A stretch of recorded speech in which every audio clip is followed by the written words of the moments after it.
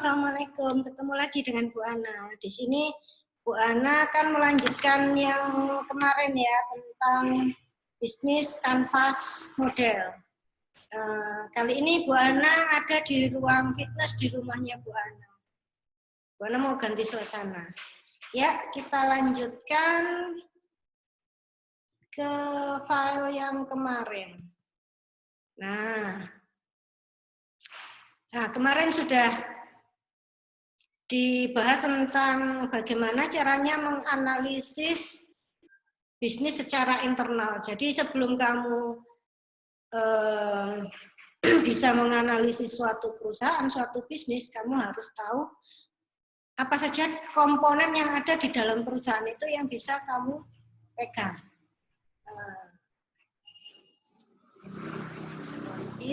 Bisnis model. Jadi ada 9 komponen. 9 komponen tersebut, yang pertama yang harus dipegang itu di sini ada revenue, yakni pendapatan yang didapatkan dari hasil penjualan. Dibandingkan dengan cost atau biaya-biaya. Biaya-biaya ini ditekan seefektif dan seefisien mungkin. Dan dari dua hal ini, kalau dibandingkan, maka kamu akan mendapatkan perusahaan tersebut laba atau rugi. Jadi jika revenue-nya tinggi, cost-nya rendah, maka kamu akan mendapatkan laba. Tetapi kalau sebaliknya, cost-nya yang tinggi, revenue-nya yang rendah, maka kamu akan mendapatkan perusahaan itu rugi. Dan ketika cost, biaya itu sama dengan pendapatan atau revenue, maka terjadi suatu BEP. Apa BEP itu? Break even point. Jadi nggak rugi tapi juga nggak untung. Yang pertama kemarin sudah dibahas tentang value proposition, yaitu tentang nilai suatu perusahaan. Jadi nilainya suatu perusahaan itu tidak ditentukan hanya berdasarkan ide atau produk yang dihasilkan perusahaan itu, tetapi juga perusahaan tersebut harus mampu memahami apa yang dibutuhkan customer-nya dan dia bisa memberikan satisfaction atau dia mampu memuaskan customer-nya. Yang ketiga, jadi ada dua hal tadi ya. Yang pertama itu kamu tahu customer need-nya apa, butuhnya customer itu apa. Yang kedua, kamu bisa memuaskan customer kamu. Yang ketiga, itu perusahaan harus tahu siapa customer-nya.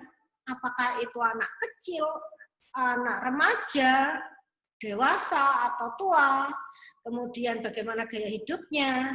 Nah, itu dibahas dalam customer segment. Jadi kemarin kita sudah habis value proposition, ada 3 hal yang dipegang.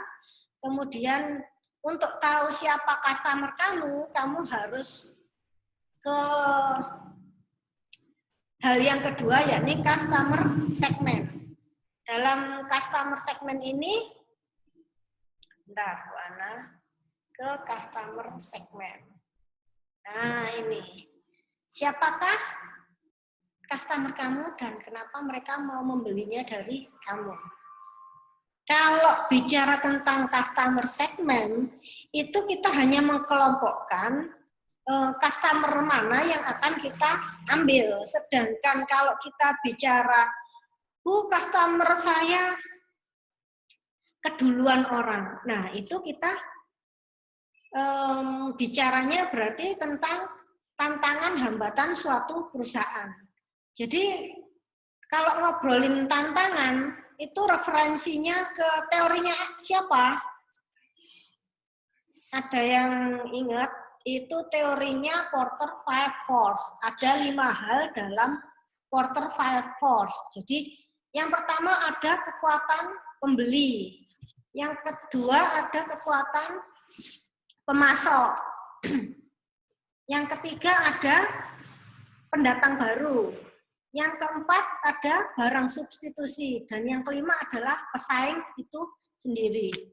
Nah, di sini kita ngomong tentang customer segment. Jadi, mengelompokkan customer berdasarkan geografis, demografik, psikografik, dan sosial. Nah, ini nanti larinya kemana? Ini fokusnya ke mata kuliah perilaku konsumen. Kamu bisa menggali lebih dalam tentang customer segment ini pada mata kuliah perilaku konsumen. Kemudian lanjut yang ketiga. Ada yang namanya channel. Apa sih channel itu? Channel itu kan saluran ya, saluran distribusi. Apa artinya? Ya, kalau ada perusahaan, dia memproduksi barang, dia harus bisa menyalurkannya kepada customer. Lah, sebelum sampai ke customer ini, biasanya perusahaan itu ngedrop di toko-toko atau agen-agen. Nah, ini yang namanya channel. Channel ini adalah saluran distribusi. Nah, bagaimana caranya? Kalau dulu channel itu hanya terbatas pada toko offline, yakni agen atau grosir. Ini fokusnya dari mata kuliah manajemen retail ya. Tetapi kalau sekarang di mana ada internet, semua orang punya toko di dalam HP-nya, ada Shopee, ada Tokopedia, ada Bukalapak, dan yang lain sebagainya. Nah, ini namanya adalah toko online. Jadi perusahaan dalam hal channel atau distribusi barangnya, meskipun dia punya toko offline, dia harus menjangkau sebagai toko online juga. Nah, channelnya dari toko online ini namanya apa? Ini ada yang namanya reseller dan dropship. Jadi bedanya apa? Kalau reseller ini biasanya menjual kembali. Dia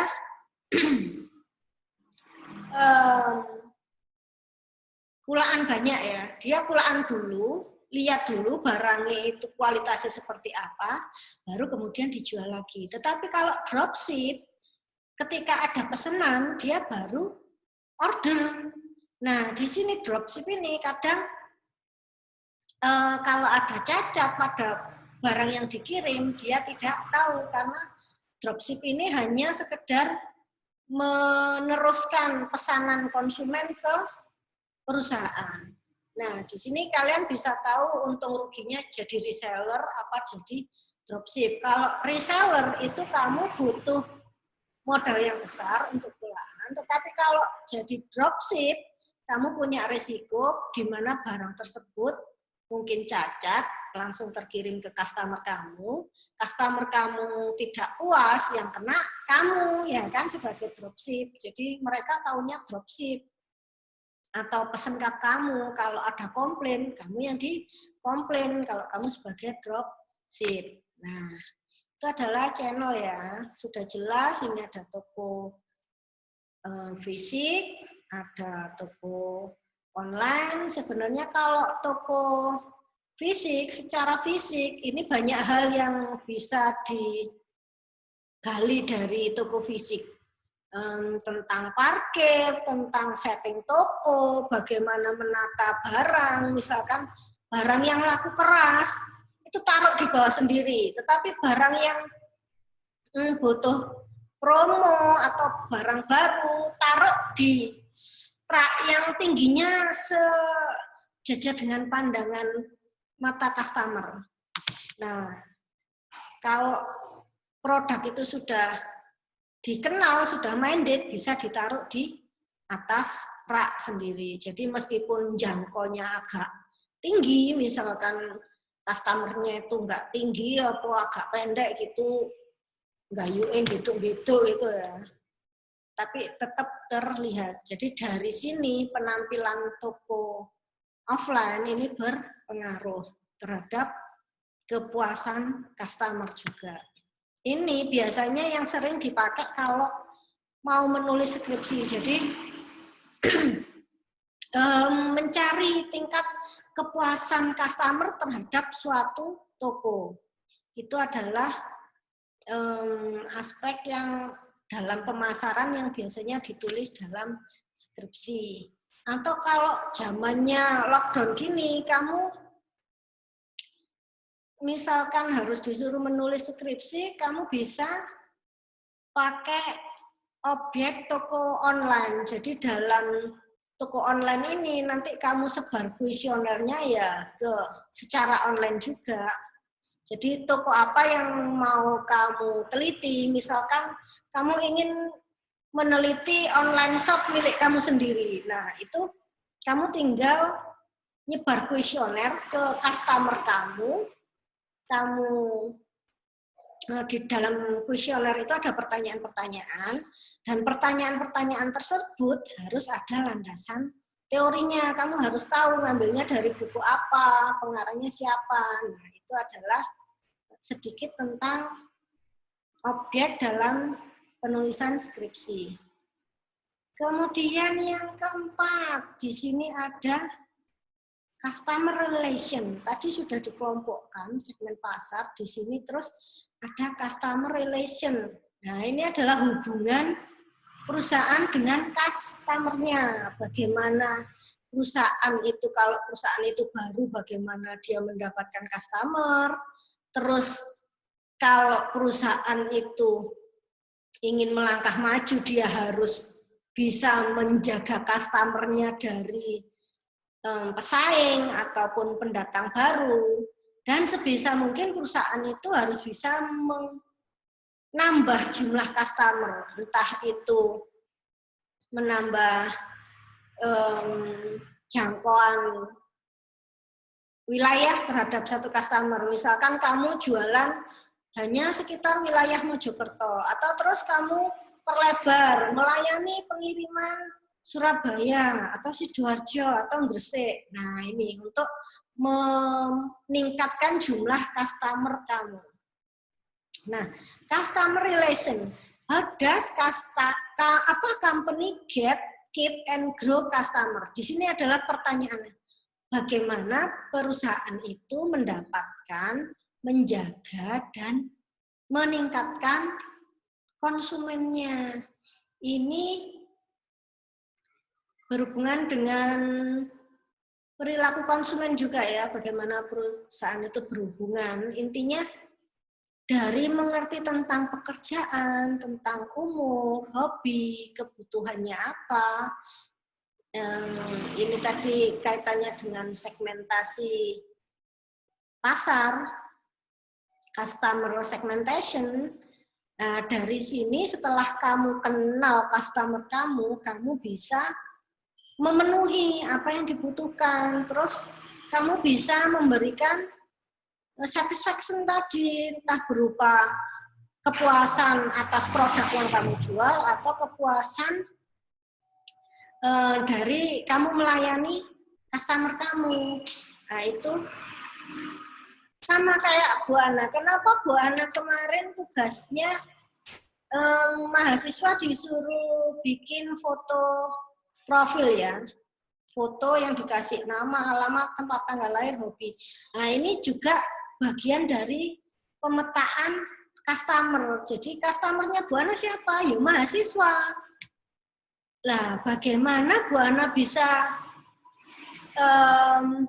menjadi seorang pendidik yang harusnya bisa memotivasi kalau Bu Ana sendiri nggak kenal siapa customernya Bu Ana. Makanya kemarin setelah tugasnya dikumpulkan, apa yang dilakukan agar customer relationship ini terjadi atau terbentuk, ya Bu Ana grup, jadi satu grup WA. Nah, ini Bu Ana jadi ingat pengalamannya Bu Ana dulu waktu berjualan buku ya. Jadi ketika itu Bu Ana secara nggak sengaja dapat customer dari Facebook. Jadi ketika Bu Ana nge-post sesuatu, ada orang yang tertarik, di situ terjadi suatu pembelian. Waktu itu Bu Ana jualan buku. Dari pembelian tersebut, ketika dikumpulkan, ada kalau 10 customer. Nah, itu sama Bu Ana dikasih dalam satu grup WA yang sama gitu ya. Dari disatukan dalam suatu grup. Di situ Bu Ana mendapatkan apa? Repeat order. Jadi ketika seseorang itu puas, maka dia akan membeli. Nah, ketika membeli buku, ya Bu Ana menawarkan buku nggak hanya 1-2 macam saja, tapi ada 5 macam waktu itu. Jadi ada repeat order dari orang-orang yang sudah pernah membeli ke Bu Ana, dan mereka puas karena dalam grup itu nggak hanya sekedar jual buku selesai enggak, tapi kita juga sharing-sharing. Dan yang ingin Bu Ana sampaikan dalam pembelajaran kita secara online ini, ayo sebisa mungkin kita sharing lah. Bu Ana di sini hanya sebagai dosen yang menang baca buku, menang teori saja. Tetapi kalian, Bu Ana tahu mahasiswanya Bu Ana itu banyak yang punya bisnis online, ada yang bisnis macam-macam lah pokoknya. Nah, ayo kita sharing bareng-bareng. Kalau kita nge-share sesuatu, kalau itu ilmu, maka akan balik kepada kita berupa ilmu. Kalau kita nge-share-nya makanan, ya bakal balik berkali-kali lipat berupa makanan. Kalau kita nge-share-nya apapun itu dengan hati, maka semua orang juga akan saling care, bisa peduli dengan kondisi. Padahal saat ini banyak orang yang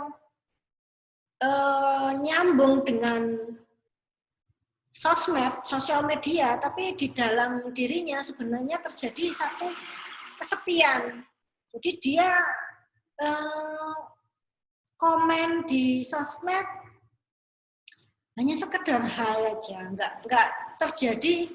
Nah ini customer relationship ini loh. Jadi apa yang menjadi minat kamu, nah ini bisa didapatkan dari Facebook. Jadi mencari customer itu mudah kalau pakai Facebook atau pakai Instagram. Jadi orang-orang yang minatnya sama pasti ngumpul deh. Dan nanti kalau sudah ngumpul, beli di kamu, sudah percaya sama kamu, nah itu harus ditaruh di satu grup WhatsApp. Jadi kita bisa memanage sekaligus melayani kalau misalkan ada repeat order dengan cepat. Sampai di sini diteruskan bab 5. Tadi sudah tahu ya kalau revenue ini berhubungan dengan uang masuk ke dalam perusahaan, berhubungan dengan uang masuk ke dalam kantong kita. Kalau hal uang ini hubungannya dengan akuntansi dan analisa keuangan. Bu Ana pengen nge-share ini dulu dalam hal pendapatan. Bu Ana mau nge-share bedanya aset dengan liabilitas. Jadi kamu mau bisnis, kalau kamu nggak bisa bedain apa itu aset, apa itu liabilitas, sudah, bisnis kamu nggak jalan. Apa yang dinamakan aset? Aset, misalkan ini ya, sepeda motor. Sepeda motor ini bisa dinamakan aset. Nah ini aset. Coba dibesarin dulu sama. Nah ini, sepeda motor ini bisa dikatakan sebagai aset atau sebagai liabilitas. Apa artinya aset di sini dan apa artinya liabilitas di sini? Aset itu adalah semua barang yang menghasilkan uang. Jadi barang yang memasukkan uang ke kantong kita. Dan sebaliknya, liabilitas ini adalah semua barang yang membuat kita membayar. Jadi kita nggak dapat uang, tapi kita malah membayar. Kita keluar uang. Ini adalah definisi penting dari aset dan liabilitas. Jadi semua barang yang memasukkan uang ke saku kita. Nah, balik lagi contohnya ke sepeda motor tadi. Sepeda motor itu dikatakan sebagai aset atau liabilitas, dilihatnya dari mana? Jika sepeda motor itu kita pakai sendiri, kita bayar pajak, kita beli bensin, kita keluar uang untuk perawatan, maka sepeda motor itu sebagai liabilitas. Tetapi kalau sepeda motor itu kita rental atau jadi dipinjamkan jadi gojek lah, apa dipakai ngojek gitu ya. Nah, sepeda motor itu sebagai aset. Kalau dari satu sepeda motor kita dapat berapa, misalkan kita punya uang lebih nganggur gitu ya, kita mau beli 10 sepeda motor. Nah, siapa yang jalankan kalau misalkan sepeda motor ini dijadiin gojek semua? Nah, itu bisa kita sewakan ke orang yang nggak punya uang untuk beli sepeda motor, dan sistemnya bagi hasil. Nah, jadi ketika banyak orang yang bilang beli rumah mewah berapa M buat aset gitu ya. Aset ini harus sesuatu yang menghasilkan uang bagi kita. Ya benar, rumah itu bisa jadi aset, tapi nunggu rumah itu dijual lagi. Jadi bisa memasukkan uang ke kantong kita. Tapi kalau rumah itu cuma kita tempati, kita harus renovasi, kita ngecat tiap tahun, kita betulin genteng bocor, maka rumah itu hanya sebagai liabilitas. Nah, itu. Jadi dari aset dan liabilitas ini kita nantinya fokusnya ke manajemen investasi. Di sini yang ngajar manajemen investasi siapa? Ya, jawaban sendiri. Jadi ketika kamu sudah bisa membedakan dua hal ini, kamu bisa fokus menggali lebih dalam pada matkul manajemen investasi. Terus yang ingin di-share Bu Ana soal uang ini ya.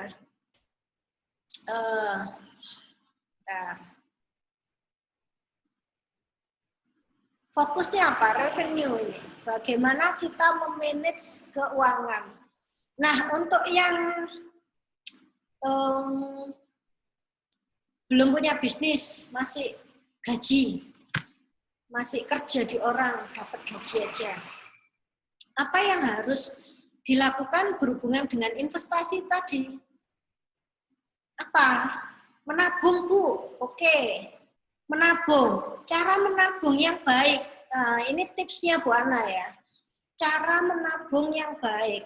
Perlakukan tabungan itu seperti kamu membayar cicilan sepeda motor. Jadi ketika kamu gajian tanggal 1 atau tanggal 5, gajimu berapa, itu langsung kamu keluarkan untuk nabung. Dan menabung itu harus kamu patok. Kamu mau nabung berapa? 100.000, 500.000, atau 1 juta. Harus kamu keluarkan ketika kamu dapat gaji, langsung keluarkan. Jadi ketika kita dapat penghasilan, kita langsung keluarkan sejumlah uang untuk tabungan kita, maka sisa yang ada ini kita bisa kreatif menggunakannya. Misalkan gaji 5 juta, cicilan motor, cicilan bank, misalkan 2 juta, oke. 2 juta, berarti masih ada gaji 3 juta. Misalkan kita mau nabung 1 juta rutin, oke, berarti tabungan kita masih ada 2 juta. Nah, 2 juta yang terakhir ini mau cukup nggak cukup buat makan, buat kebutuhan sehari-hari, ya sudah, itu kamu patok. Dari situ, misalkan kurang, kamu bisa kreatif. Jadi gimana caranya, mau cukup nggak cukup, ya sudah.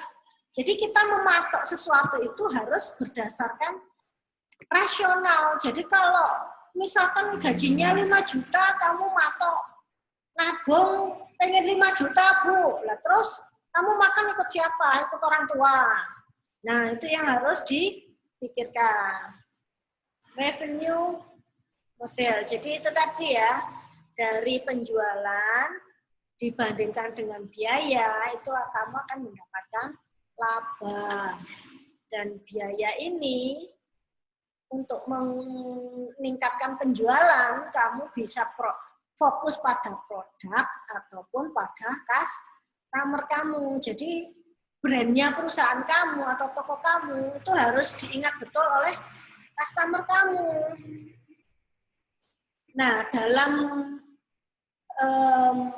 komponen yang kelima ini, bicara tentang revenue, itu hubungannya dengan penjualan. Kalau hubungannya dengan penjualan, maka fokusnya pada manajemen pemasaran, yakni marketing. Kalau marketing, ngomongin marketing, kalau nggak tahu marketing mix, itu berarti belum paham. Apa Bu Ana marketing mix itu? Marketing mix, nah ini ada produk, price, place, promotion. Ini yang 4P yang utama. Dan tambahannya adalah people, process, dan physical evidence. Physical evidence ini adalah berupa toko dan kondisinya. Sedangkan proses itu adalah bagaimana cara kita melayani pembeli.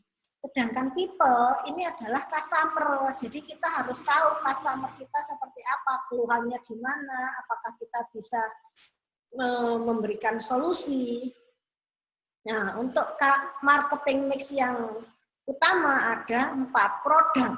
Apa produk kamu? Apakah produk kamu ini diinginkan oleh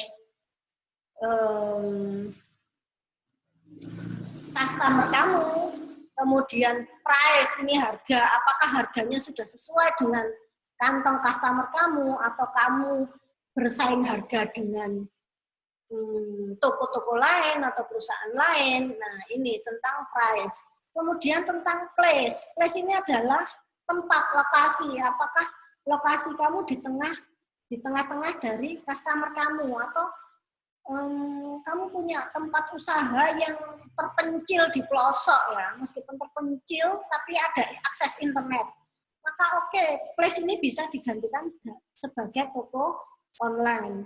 Nah, dalam promotion, kalau itu tokonya real, promosinya bisa lewat selebaran atau posting di FB atau di sosmed yang lain. Tetapi kalau ini promotionnya ini tokonya online, kamu bisa melakukan promosi ini secara online juga. Jadi ketika toko kamu ini real atau toko kamu itu online, maka promosi ini bisa dilakukan dengan cara 2 hal. Secara fisik, secara real, langsung door to door, sebar brosur, atau kamu posting produk-produk kamu, entah itu di status WhatsApp atau di FB. Nah, jadi ketika kita ngomong revenue, penjualan, kita larinya ke marketing mix. Nah, ini ada satu tips. Kenapa ada orang yang berhasil menjual dan kenapa ada orang yang tidak berhasil menjual produk satupun. Nah, ini ada tipsnya. Sell with your heart. People don't buy your product, they buy why, what you do. Nah, ini ada di perusahaannya Apple ya. Jadi visinya adalah perusahaan ini ingin menampilkan citra diri customer-nya. Nah, customer-nya ini dia bilang challenging status quo. Jadi customer yang ingin di posisi paling atas. Dia mewakili sosok yang sukses, berhasil di pekerjaannya, yang berkualitas. Jadi ketika produk Apple ini sama kualitasnya dengan perusahaan lain, tapi dia bisa memenangkan hati customer-nya, meskipun dia punya komunitas sendiri. Dia beda, dia nggak pakai yang biasanya kalau laptop itu Microsoft Windows, dia pakainya Mac. Kemudian macOS ya, operating sistemnya Mac. Kemudian kalau HP itu biasanya yang lain itu Android, nah dia pakainya khusus Apple atau iOS. Nah, di sini dia membentuk komunitas sendiri, dan ketika orang yang berada di titik sukses, di mana uang itu tidak masalah, dan perusahaan Apple ini pakai strategi apa kemarin? Yang satu kan ada strategi low cost leadership, yang kedua ada strategi diferensiasi, dan yang ketiga ada strategi fokus. Jadi ada 3 strategi umum ya. Dan Apple ini dia pakai strategi diferensiasi, dari kata different itu unik. Jadi Apple ini ingin memberikan satu produk yang unik, tapi di sisi lain dia menjual dengan harga yang di atas harga pasaran, karena sesuatu yang berkualitas itu ada harga, ada kualitas ya. Ketika kita ngomong berkualitas tapi murah, sebenarnya tidak murah, tetapi hanya berada pada harga standar. Jadi ketika Apple itu kalau misalkan membuat satu HP itu cuma 1 juta, mungkin Apple itu bikin satu HP 2 juta, tetapi dia menjualnya satu HP itu bisa 5 juta, 10 juta. Tetapi ketika pesaing itu bikin HP 1 juta tapi jualnya 2 juta. 2 juta itu aja nanti kalau rentang waktu tertentu pasti akan turunnya tajam. Beda dengan produknya Apple. Ketika dia bermain kualitas, meskipun itu barangnya second tapi masih tetap diburu orang. Nah, itu adalah tentang model revenue. Lanjut lagi ke key resource. Key resource, sumber daya. Jadi key ini adalah kunci. Kuncinya apa perusahaan itu kalau ingin bisa bersaing? Jadi dia harus memanfaatkan sumber dayanya ini sebaik mungkin. Apa sumber daya ini? Sumber daya ini bisa berupa finance, ataupun physical, atau intelektual, dan human. SDM ya, pegawai. Pegawainya pinter, saintis, dia ambil buat bekerja untuk perusahaan tersebut. Nah, intelektual ini yang dihasilkan oleh pegawainya ini tadi dipatenkan. Jadi ketika perusahaan itu mematenkan suatu produk, untuk mematenkan sendiri itu nggak gratis, itu ada biayanya dan biaya tahunan itu. Jadi ketika perusahaan punya SDM yang qualified, dia menghasilkan suatu karya dan karyanya ini dipatenkan, maka perusahaan ikut menikmati hasil karyanya tersebut. Kemudian dalam bidang finance, finance ini berarti bisa dari penjualan yang meningkat tadi, atau berasal dari modal yang didapat dari kredit. Jadi rising of money. Jadi dia punya uang untuk modal bikin perusahaan itu dari mana? Oh, dari kredit bank, misalkan seperti itu, line of credit. Jadi dia punya kemudahan untuk mendapatkan modal ketika membangun suatu perusahaan. Dan secara fisik ini di sini artinya ada fisik perusahaan itu sendiri. Misalkan ini secara fisik ini berhubungan dengan manajemen operasional ya. Di situ ada perusahaan, ada mesin-mesin, ada tenaga kerja yang menggerakkan, ada bahan baku masuk dan keluar menjadi barang jadi untuk dijual. Nah, ini adalah key resource. Ini nanti hubungannya dengan RBV, resource based value. Jadi value-value 4 hal di sini nanti nganalisanya pakai RBV, Resource Based Value. Lanjut ke key partnership. Namanya partnership di sini ada 2. Ada supplier, jadi kalau bisa perusahaan itu dapat supplier tangan pertama. Dan biasanya supplier tangan pertama ini harus beli dalam jumlah besar. Jadi ketika kita ingin mendapatkan harga ekonomis dari supplier tangan pertama, kita pulaannya harus dalam jumlah besar. Kemudian yang kedua adalah joint venture. Joint venture ini sama dengan kemudahan dalam mendapatkan kredit tadi. Jadi kita bergabung dengan perusahaan raksasa untuk memodali perusahaan kita yang mungkin baru saja buka atau mungkin baru saja berkembang. Sudah, pertanyaannya untuk key partnership ini adalah what key resource are we acquiring from them. Jadi resource apa kuncinya yang bisa kita manfaatkan dari mereka. Dan yang kedua adalah what key activity do they perform. Aktivitas apa yang mereka lakukan yang bisa bermanfaat untuk perusahaan kita. Jadi intinya adalah key partnership itu kerjasama ya, kerjasama. Di sini ada gambarnya orang berjabat tangan. Jabat tangan ini bisa kontrak supplier atau kontrak kredit. Lanjut ke yang ke-8 mana ya? Oh iya. Bentar. Sampai di sini dulu, Bu Ana edit dulu untuk yang ke-8 dan yang ke-9 ya.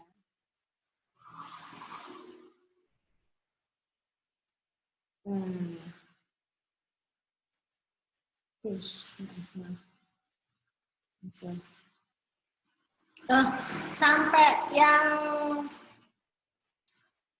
bisnis canvas model tadi kita bahas yang ke-8, ke-9-nya di sesi selanjutnya ya. Tadi Bu Ana lupa belum add yang terakhir. Sampai di sini dulu Bu Ana akhiri. Wassalamualaikum warahmatullahi wabarakatuh.